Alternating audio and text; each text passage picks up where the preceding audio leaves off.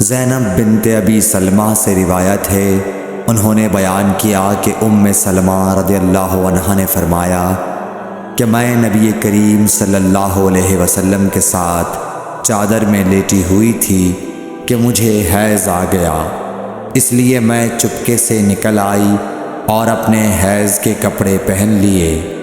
رسول کریم صلی اللہ علیہ وسلم نے فرمایا، کیا تمہیں حیض آ گیا ہے؟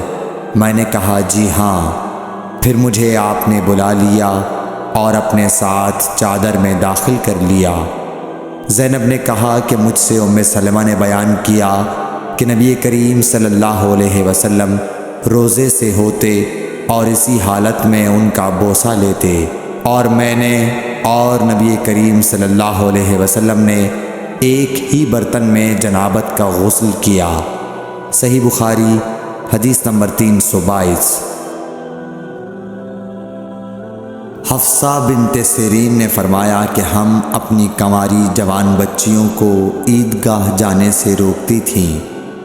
پھر ایک عورت آئی اور بنی خلف کے محل میں اتری، اور انہوں نے اپنی بہن ام عطیہ کے حوالے سے بیان کیا، جن کے شوہر نبی اکرم صلی اللہ علیہ وسلم کے ساتھ 12 لڑائیوں میں شریک ہوئے تھے، اور خود ان کی اپنی بہن اپنے شوہر کے ساتھ 6 جنگوں میں گئی تھیں۔ انہوں نے بیان کیا کہ ہم زخمیوں کی مرہم پٹی کیا کرتی تھیں اور مریضوں کی خبرگیری بھی کرتی تھیں۔ میری بہن نے ایک مرتبہ نبی اکرم صلی اللہ علیہ وسلم سے پوچھا کہ اگر ہم میں سے کسی کے پاس چادر نہ ہو تو کیا اس کے لیے اس میں کوئی حرج ہے کہ وہ نماز عید کے لیے باہر نہ نکلے؟ آپ نے فرمایا، اس کی ساتھی عورت کو چاہیے کہ اپنی چادر کا کچھ حصہ اسے بھی اوڑھا دے، پھر وہ خیر کے مواقع پر اور مسلمانوں کی دعاؤں میں شریک ہوں، یعنی عیدگاہ جائیں۔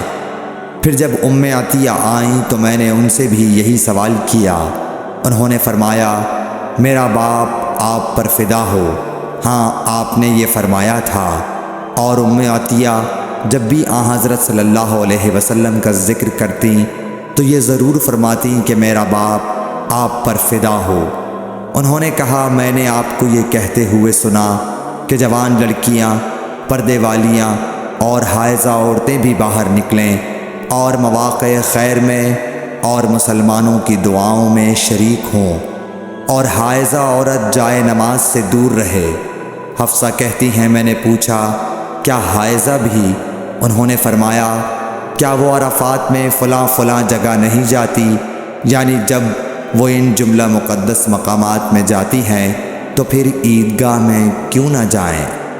صحیح بخاری حدیث نمبر 324۔